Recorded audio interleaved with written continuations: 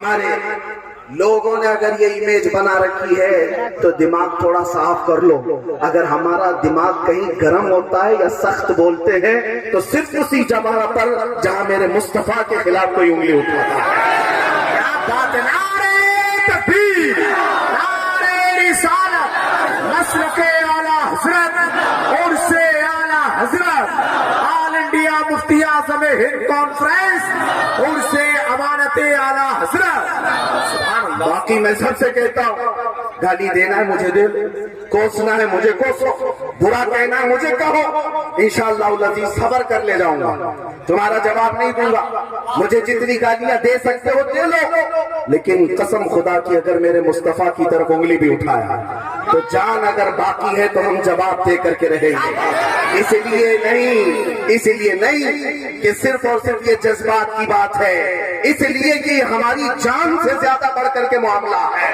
دنیا کو یہ معلوم ہونا چاہیے کہ ہم اگر اس کائنات میں سب سے زیادہ کسی سے محبت کرتے ہیں تو وہ اللہ کے حبیب مصطفیٰ کریم کی ذات، حضور پاک کی ذات ہے، اور وہی ہمارے جذبات ہیں.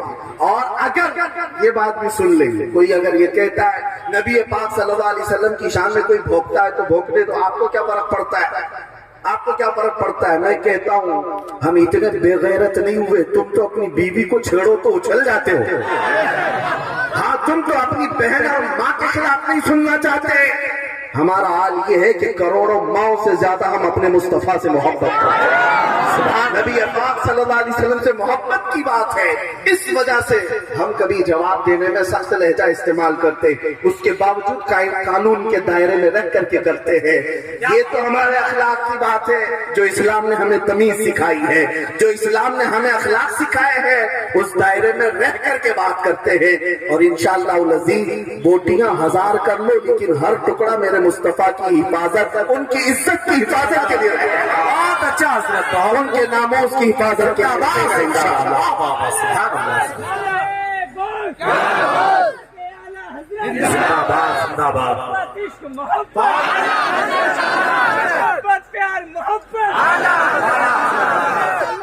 میں نے آیت کریمہ آپ کے سامنے پڑھی تھی بہت جلدی. من المؤمنین رجال صدقوا ما عاهدوا الله علیہ. ایمان والوں میں سے کچھ بندے ایسے ہیں جنہوں نے اللہ سے کیا ہوا وعدہ پورا کر لیا. جنگ احد میں اسلام کی یہ دوسری بڑی جنگ ہے. احد کے پہاڑ کے دامن میں یہ جنگ ہوئی. یہ جنگ بڑی سخت ہوئی.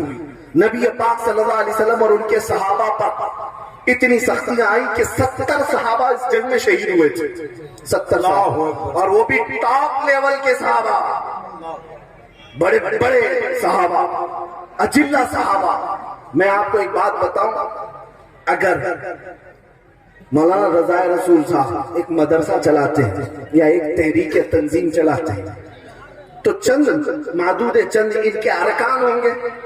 8-10 ارکان کو لے کر کے کوئی کمیٹی بنائی جاتی ہے، کمیٹی کے ممبر ہوتے ہیں. تنظیم کی ہو، تحریک کے ہو، مدرسے کے ہو، اسکول کے ہو، کمیٹی کے کچھ افراد ہوتے ہیں. ایک ساتھ اگر 4 لوگ ایک کمیٹی کے مر جائیں، کمیٹی ٹھپ پڑ جاتی، تنظیم رک جائے گی، ادارہ رک جائے گا. میرے عزیز، دنیا کی بڑی تنظیموں کو میں نے دیکھا، ایک شخص مر گیا تو تنظیم ٹھنڈی پڑ گئی، ختم ہو گئے، انقلاب ختم ہو گئے. لیکن احد کے میدان میں نبی پاک صلی اللہ تعالی علیہ وسلم کے سامنے 1-2 نہیں، حضور کے مدینہ طیبہ اسٹیبلش کرنے والے صحابہ، 70 صحابہ کی جانیں چلی گئی. شہادت کا جام نوش کیا، لیکن کیا اسلام رکا؟ اسلام کا مشن ٹھنڈا پڑا. ادھر شام کو جنگ احد ختم ہوئی، ادھر صبح مسجد نبوی میں میرے آقا امامت کے لیے حاضر تھے. اسلام نہیں رکا. اس جنگ احد کی بات میں کر رہا ہوں جس میں امیر حمزہ کا کلیجہ چبایا گیا تھا. اس جنگ احد کی بات کر رہا ہوں جس میں عبداللہ بن جحش صحابی رسول ہیں جن کے جسم کے 80 ٹکڑے کر دیے گئے تھے، اور کفار و مشرکین نے ان کے ٹکڑوں کے ہار بنا کر کے گلے میں پہنے. عبداللہ بن جحش کا اسی جنگ احد کی بات کر رہا ہوں جس میں انس بن نزیر صحابی رسول کو ایسا رون دیا گیا تھا کہ ان کی ایک انگلی کے علاوہ جسم کا کوئی حصہ ہی نہیں ملا، کوئی حصہ نہیں ملا ایک انگلی کے علاوہ۔ ان کی بہن ہے، انہوں نے صرف انگلی دیکھ کر کے پہچانا کہ یہ میرا بھائی انس بن نزیر ہے۔ اس جنگ کی بات کر رہا ہوں جس میں خود رسول اللہ کے 2 دانت مبارک شہید ہوئے۔ حضور پاک صلی اللہ تعالیٰ علیہ وسلم کے چہرے اقدس پر لوہے کی ٹوپی جو پہنی جاتی تھی جنگوں میں، ایک کافر نے وہ لوہے کی ٹوپی حضور کے چہرے پر ماری، جس کی وجہ سے حضور کے رخسار میں تانت لوہے کا ایک اندر داخل ہوا، اس کو نکالنے کی کوشش کی گئی تو حضور کے 2 دانت مبارک شہید ہوئے تھے۔ اسی جنگ کی بات کر رہا ہوں۔ حالات بہت سارے ہیں، لیکن جو بات مجھے کہنی ہے وہ یہ ہے، اتنے سخت حالات کو میرے آقا نے اپنی آنکھوں سے دیکھا۔ ہم میں سے کوئی ہو تو ایک ہمارا ساتھی مر جائے تو ہمارے تو جذبے ٹھنڈے پڑنے لگ جائے۔ نبی پاک صلی اللہ علیہ وسلم نے 70 صحابہ کی شہادت دیکھی، بلکہ سب کے جنازے پڑھائے، سب کی تدفین کیا۔ ایک منظر بڑا عجیب تھا احد کے میدان میں، بڑا عجیب۔ حضور پاک صلی اللہ علیہ وسلم زخمی تھے اور آپ نے اپنے صحابہ سے کہا کہ جاؤ سعد ابن ربیع زندہ ہے یا انتقال کر کے ڈھونڈ کے لاؤ۔ ایک صحابی کا نام لے کر کہا سعد ابن ربیع، حضور انہیں بڑا پسند کرتے تھے، حضور کی محفلوں میں ہمیشہ رہتے۔ صحابہ نے جب حضور پاک صلی اللہ علیہ وسلم سے بات سنی تو سعد ابن ربیع کو ڈھونڈنے کے لیے چلے۔ احد کے میدان میں لاشیں بہت ساری پڑی ہوئی تھی، بہت ساری لاشیں۔ سعد ابن ربیع کا نام لے لے کر کے یہ صحابہ پکارتے رہے۔ ایک جگہ سے آواز آئی، ہاں میں زندہ ہوں، ہاں میں زندہ ہوں۔ صحابہ نے کئی لاشیں اٹھائی تو دیکھا سعد ابن ربیع زخمی حالت میں پڑے ہوئے تھے۔ توجہ چاہتا ہوں نوجوانوں، میں اس پر گفتگو کو سمیٹ لوں گا۔ اور ایسے حالت تھی سعد ابن ربیع کی کہ ان کے جسم پر 12 نیزے لگے ہوئے تھے، ان کا پیٹ پھٹ چکا تھا۔ زخمی حالت ایسی تھی کہ پیٹ پھٹ چکا، 12 نیزے لگے تھے، وہ اٹھ نہیں سکتے تھے، چل نہیں سکتے تھے، خون رس رہا تھا لیکن زبان ابھی چل رہی تھی۔ صحابہ سے پوچھا کیوں آئے؟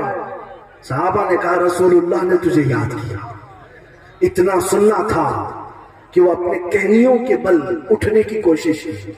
جب نہ اٹھ سکے، وہ میسج آج کا میسج ہے سعد ابن ربیع کا، آج کا میسج سن کر کے جو نہ اٹھ سکے تو آنے والے صحابہ سے کہا شاید میری زندگی بہت تھوڑی بچی ہے، میں رسول اللہ تک چل کر نہیں جا سکوں گا، اے میرے ساتھیوں جاؤ میرا سلام پہنچا دینا، اللہ کے نبی کو میرا سلام پہنچا دینا۔ ایک تو نبی پاک کو سلام پہنچایا اور دوسرا میسج کیا دیا سنو، 12 نیزے لگے ہیں علماء ذویل احترام اور تمام حضرات۔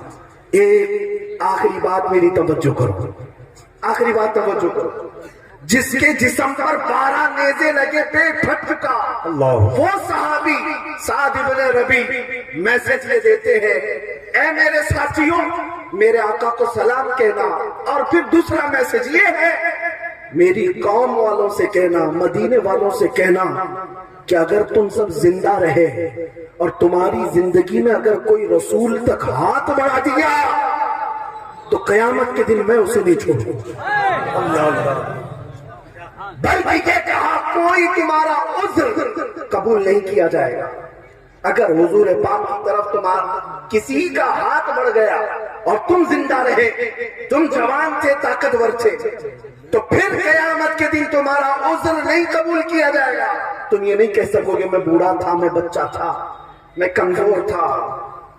وہ صحابی رسول کا پیغام ہے میرے عزیزوں، وہی پیغام ہمیں جوش دلاتا ہے کہ کل بروز قیامت کہیں رب ذوالجلال کی بارگاہ میں کھڑے ہونے کے وقت ہم سے یہ پوچھ لیا جائے تو ہی وہ جوان ہے تیرے سامنے تیرے نبی کو گندی گالیاں دی جاتی تھی، تو جواب ہمارا کیا ہوگا؟ اے نوجوانوں، کیا تم یہ کہو گے کہ اللہ میں تو رات بھر فیس بک چلانے میں مصروف رہتا تھا، इंस्टाग्राम चलाने में मसरूफ रहता था, गेम खेलने में मसरूफ रहता था। इसलिए मेरे अजीजों, ताकत और इस्तिताअत जितनी है, मेरे आका की इज्जत का दिफा करना हर मुसलमान पर वाजिब है जी, हर मुसलमान पर वाजिब है। हम अपने नबी पाक सल्लल्लाहु अलैहि वसल्लम की इज्जत का दिफा कैसे कर सकते हैं?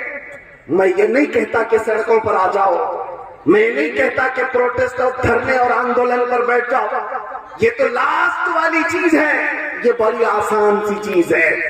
मैं ये कहता हूं, अगर नबी पाक की इज्जत की इतनी ज्यादा फिक्र है तो अहद करो ऐ नौजवानों, उठो कि दुनिया मेरे मुस्तफा की तरफ उंगली उठाती है। मैं कसम खा करके कहता हूं, अब जीऊंगा तो मुस्तफा के तरीके पर जीऊंगा। वाह वाह, सुभान अल्लाह, सुभान अल्लाह, बहुत अच्छा हजरत, हुजूर के अखलाक पर जीऊंगा। क्या बात है। दुनिया मुझे ताना देती है तो दे, कोई मुझसे जलती है तो जले, कुड़ती है तो कुड़े।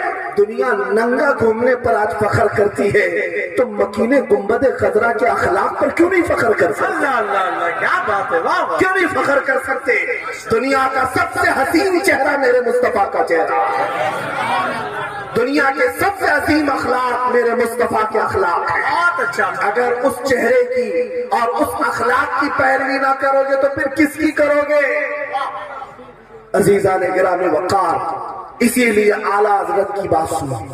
आला हजरत ने 100 साल पहले हमें ये बताया था, आज ले उनकी पनाह, आज मदद मांगो, आज ले उनकी पनाह, आज मदद मांग उनसे। कल न मानेंगे क़यामत में अगर मांग गया, कल न मानेंगे क़यामत में अगर मांग गया।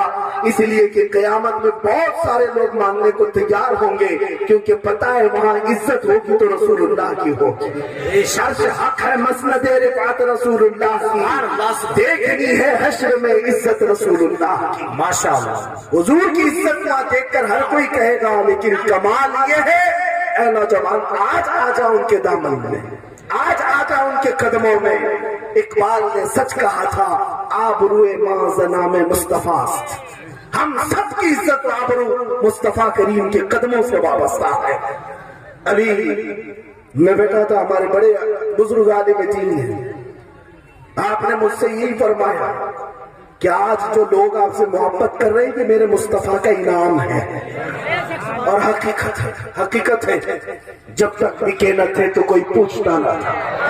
या रसूल अल्लाह, तुमने खरीद कर हमें अनमोल कर दिया, तुमने खरीद कर हमें अनमोल कर दिया। इसीलिए मैं ये पैगाम भी दे करके जाऊंगा, ऐ नौजवानों, बेदाम ही बिक जाइए बाजार नबी में, बेदाम ही बिक जाइए बाजार नबी में। इस शाम के सौदे में खसारे नहीं होते। बेशक जो हुजूर पाक की वफादारी पर आ जाता है, अल्लाह सारी कायनात को उसके लिए मुसख्खर कर देता है, दिलों को उसकी तरफ फेर देता है। जो नबी पाक का गुलाम होता है वो जिंदगी में भी राज करता है और कब्र में जाने के बाद भी राज करता है, उसकी इज्जत में कोई कमी नहीं आती। इसलिए आओ नबी पाक के कदमों में आओ। हमारे बुजुर्गों ने, हमारे उलमा ने जो तुम्हें मैसेज दिया, बार बार ये चीख चीख कर तुम्हें बुलाते हैं, नौजवानों अपने अखलाक को संवारो, अपने अखलाक को संवारो।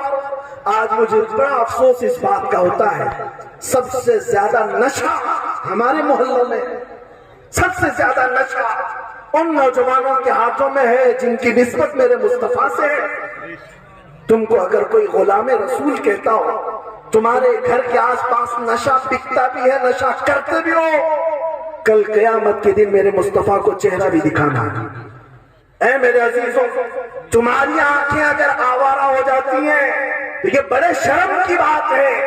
इसलिए कि तुम्हारी आंखें सिर्फ और सिर्फ दीदारे मुस्तफा के लिए होनी चाहिए। बेशक नबी पाक के लिए अपनी हया को संभालो, अपने अखलाक को संभालो, और मुआशरे में एक ऐसा इनकलाब ले आओ कि जिधर से गुजरे मदीनतुर रसूल की खुशबू आने लगे, मेरे मुस्तफा करीम सल्लल्लाहु अलैहि वसल्लम के अखलाक की खुशबू आने लगे। बस मैं इसी पर गुफ्तगू को समेटता हूँ, खत्म करता हूँ, लेकिन इस अहद के साथ आज हज़रत अल्लामा मौलाना कारी अमानत रसूल साहब के इस उर्स में, जिसको बरसों से उर्स आला हजरत के तौर पर मनाया जा रहा है, اور حضرت کی وصیت کے مطابق ان کا عرس بھی اسی عرس میں ضم کر دیا گیا ہے۔ اللہ کرے کہ یہ عرس ہمیشہ پیغام دیتا رہے اور اتحاد اہل سنت کا یہ مرکز بنا رہے۔ ایک خاص بات جو محسوس کیا اور مولانا رضا رسول صاحب کی بھی خواہشات کو میں نے جو سنا، الحمدللہ بڑی خوشی ہوئی۔ میں قاری صاحب قبلہ رحمت اللہ تعالیٰ علیہ کو بھی دیکھتا تھا کہ وہ جب تک زندہ تھے ظاہری حیات میں ہمیشہ اہل سنت و جماعت کو جوڑنے کی کوشش کرتے رہے۔ علماء، مشائخ، سادات سب سے ان کے رابطے تھے۔ یہ وہ بندہ کرتا ہے جس کو اپنے گھر سے محبت ہوتی، ایک بات سمجھ کر کے چلیے، اور جس کو اپنے گھر سے محبت نہیں ہوتی وہ اپنے گھر کے دروازے توڑتا رہتا ہے، اپنے گھر کی کھڑکیاں توڑتا ہے، اپنے گھر کے دروازے توڑتا ہے۔ جس کو اپنے گھر سے محبت ہوتی ہے وہ ہر ایک کو جوڑ کر رکھتا ہے۔ اسی لیے حضرت علامہ قاری امانت رسول صاحب کو دین اسلام سے مسلک اعلیٰ حضرت سے حد درجے پیار تھا۔ اسی لیے جو اعلیٰ حضرت کا نام لیتا تھا اس کو اپنے ساتھ جوڑ کر رکھتے تھے۔ اللہ کریم اس اتحاد کو ہمیشہ قائم رکھے، سدا سلامت رکھے۔ مولا کریم ہم سب کو حضور پاک کے قدموں کی، ان کی عزت کی حفاظت کرتے کرتے آخری سانس لینے کی توفیق عطا فرمائے۔ آج کے ان حالات پر یہ میری گفتگو کا اختتام ہے۔ آج کے ان حالات پر جو لوگ ہم سے سوال کرتے ہیں، حالات بگڑے ہوئے ہیں،